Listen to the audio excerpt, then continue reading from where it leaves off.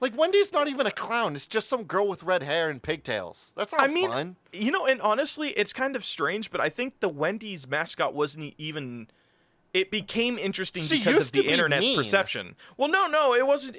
I don't think they've ever really leaned into that hardcore with their advertising. I think the internet took that and turned it to 11, either with comics or making the brand themselves lean into it. So I want to make it clear, I'm not asking for these brands to be more familiar and homey like with us. I'm asking brands to have weirder female mascots. I mean, it's like I was trying to say this a second ago. I hate to be a fucking bummer, dude, but we live in a very male centric society, and it's not kind to fucking women in media, and it sucks. You know what? You're right, because sucks. now that I'm thinking about it, if I try to think, like, I think Arby's tried to do like female mascots, and it was just like 3 women with their knockers out eating burgers. But before that, they had the Where's the Beef old ladies. We're bringing the Where's the Beef ladies back into this, Blake. Oh, also, you can take the Where's the Beef ladies. They're like the 3 oracles from Hercules, where like they're just really kind on a date, but the moment it goes to claymation, they're all just like exchanging an eye with each other and they're just like all talking cryptically and just like just getting really fucking creepy. All right, give me another combo. Okay, let me see what I can brew up back over here. This is another combo I got here from @JustGazer, a AAA remake of that one game from your childhood you can't remember the name of, but like you swear it was real. Like, really, I swear. And this is in direct tandem with a game submitted from Caleb All Day All Bay Martin.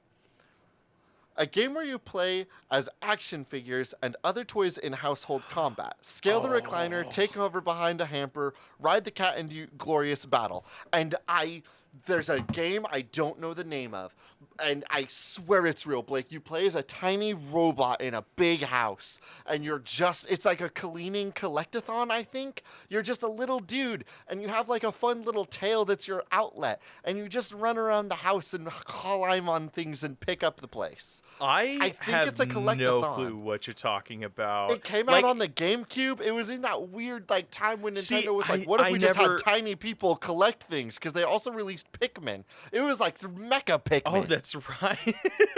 Yeah, this was also around they did have a weird thing about collectathons, because this was also around the time that one Kamagatari, or what? Not Kamagatari. It's the one about you have the ball and you're just rolling it and just collecting shit with it.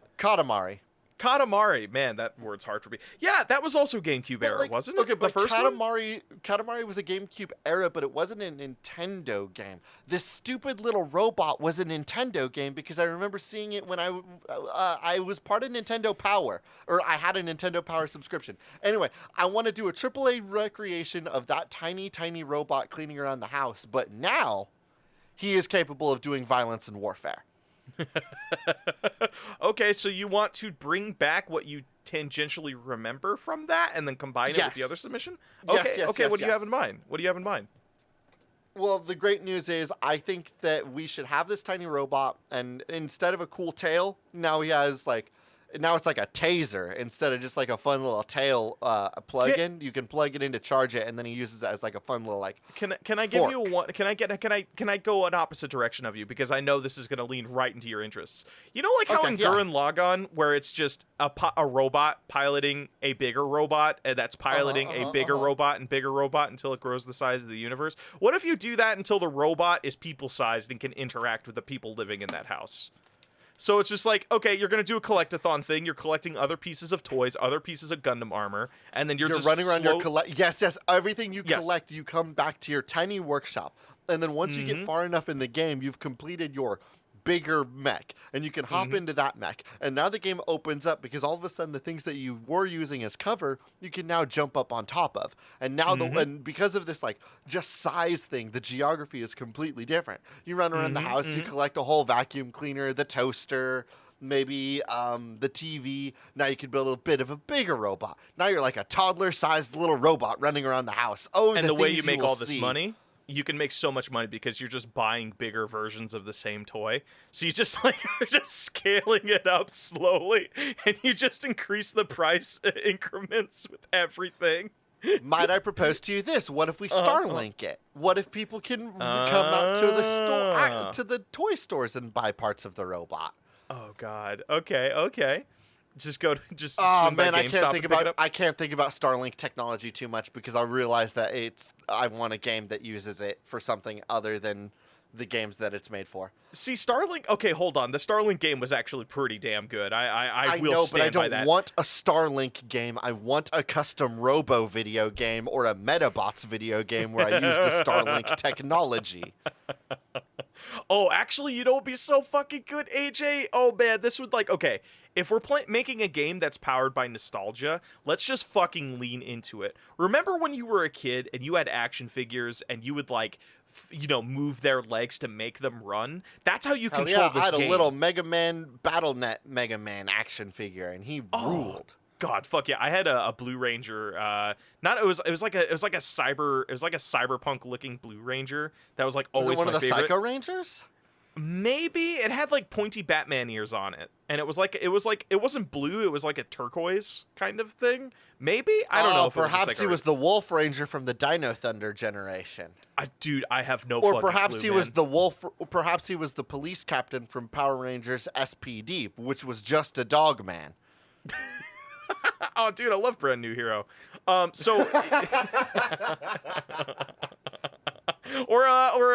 what was the other one? Because they cost exorbitant amounts of money. It was G.I. Joe Sigma 6. That was the fucking shit when I was a kid. But going back to it, what if we build some sort of peripheral that is a literal action figure that people have to pose to play the game? So you want your character to move? Guess what? You got to move those legs. And this, AJ, I would also like to specify, this gets exponentially harder the bigger the toy is. Yeah, so it does. You want to control a people-sized robot in the game, you're going to be posing a real life human. Or wait a second, you basically get the end game is you putting on the actual robot suit. So you put on this, you level up this character enough, and you can't just go and buy the final level robot. You actually have to earn it in game, and it gives you a little code that you can go bring to GameStop, and they'll scan it and be like, and then okay, they'll sell you the bigger piece. What you're proposing is yes. some sort of little game that starts off as Skylanders, yes. and then Starlinks itself all the way up to Nintendo Labo. Yes. Well, bigger than. I mean, yeah. I guess Nintendo Labo would be a good thing. Bigger than Nintendo Labo? I'm saying it's a full fucking suit. Well, actually, they did have that thing where you put on the backpack. Nintendo Labo had a whole suit, with a backpack and strings and stuff. God, do you think that was good? Do you think that was fun? I feel like I've never heard more hype for something and then nobody talk about it the moment it came out. I have to believe it was the dopest thing in the world. For 5 minutes, and then the gameplay was what sucked. But there's the controller so few was things cool. we have to hold out for in belief. You know what I mean? I'm saying that I understand the concept of religion in only that I have to believe that in greater powers than me, and that greater power is that the Nintendo Labo robot game ripped ass. I have to assume that game just absolutely fucked. Dude, once you and I can hang out... I have to believe that game was the dopest thing in the universe. Once you and I can hang out physically again, we should just go see if we can't find some used Nintendo Labo shit on eBay and just get a bunch of people over, and we just fucking just in somebody's basement all just take turns being on Labo and just getting intoxicated.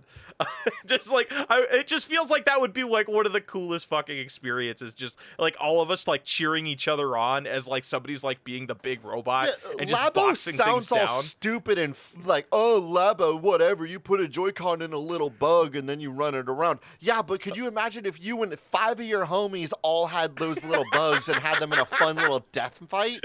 Hell yeah. In a little pit, you just turn off all the lights except for one spotlight, and it's just above these fucking little bugs. Everybody that shit on Nintendo Labo wasn't thinking smart enough, dude. Nintendo Labo is so dope the second you take it outside of Nintendo's intended use.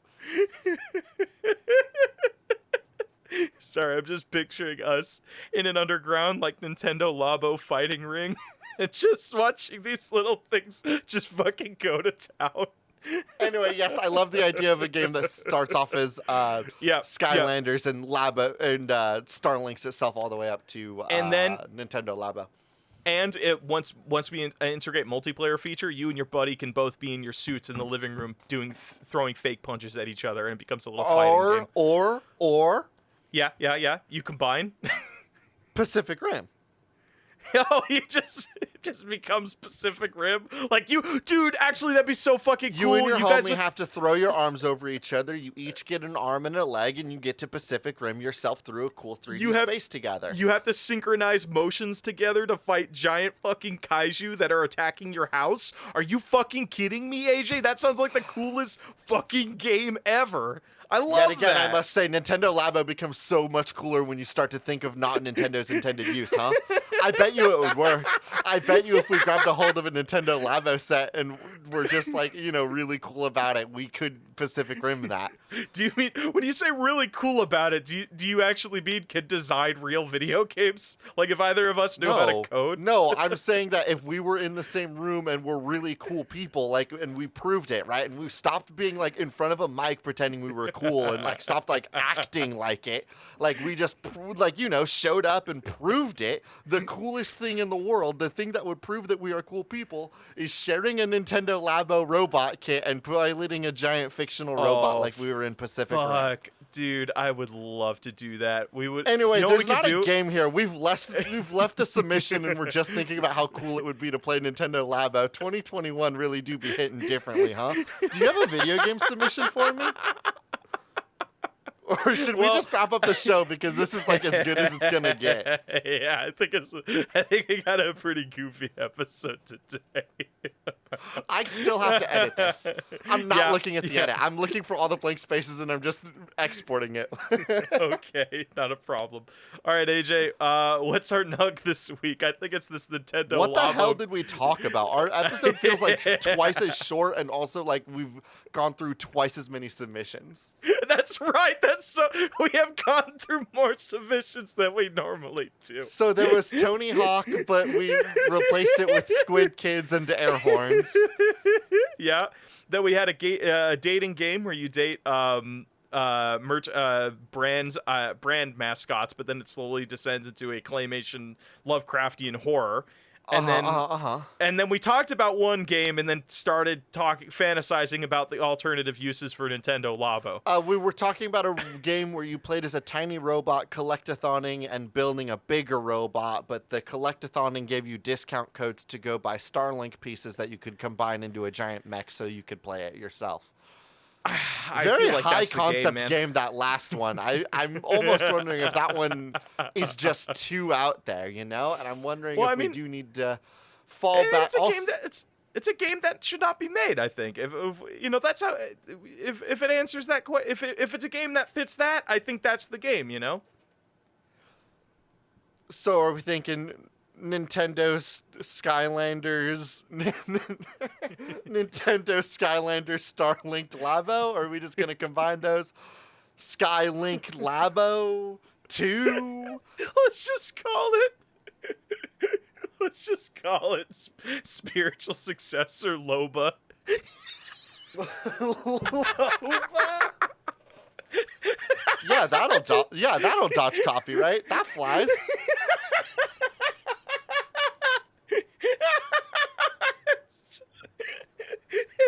It's just the same games, but it says LOBA on the box. It's so fucking dumb.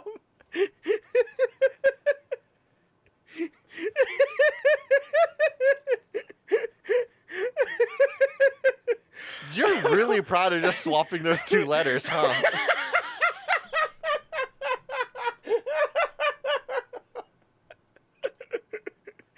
Yeah, I am.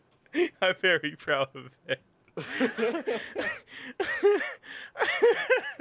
Okay. That's credits. We need to move. Let's go to patch notes, yeah? Sure, buddy. All right. Hey, everybody. Welcome to Patch Notes. Thank you for tuning in this week. Sorry it's a little bit of a short episode. Yeah, AJ so and I, sorry. This is not the original intention, but we can assure you that next week we'll be back to a full-length episode. This week just got wicked out from underneath us, but it's fine. We're going to be totally back to normal next week. One positive thing, though, I do want to mention for this lovely audience, our 2-year anniversary is coming up in a couple of weeks, and we have some great things planned. Can't disclose too many details now, but we're going to be redesigning our Patreon. The merch store may be coming soon. I don't know.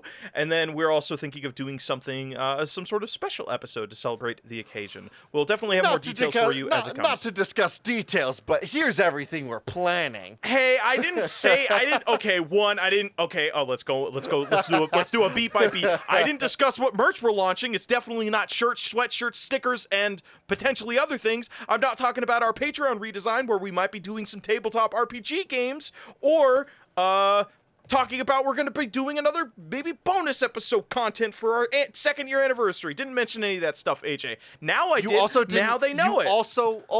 You also definitely did not mention that our 2-year anniversary is on the 20th, and that should be the general ballpark of when these updates happen, unless we miss it.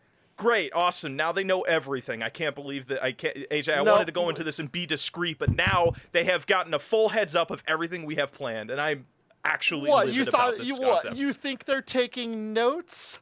You think they're paying attention? We're in Patch Notes, baby. No one listens to this. Most people have clicked off. I don't even listen to the Patch Notes. Shit. That's not true. Of course I listened to it. I edited it. As always, everybody, thank you all so much for listening. This has been an excellent episode. Though on the short side, our intro and outro music, as always, is Cheap Shot by Anamanaguchi, an excellent song from an excellent band for an excellent game. I have been your host, AJ Hart. And I have been your other host, Blake Rhea.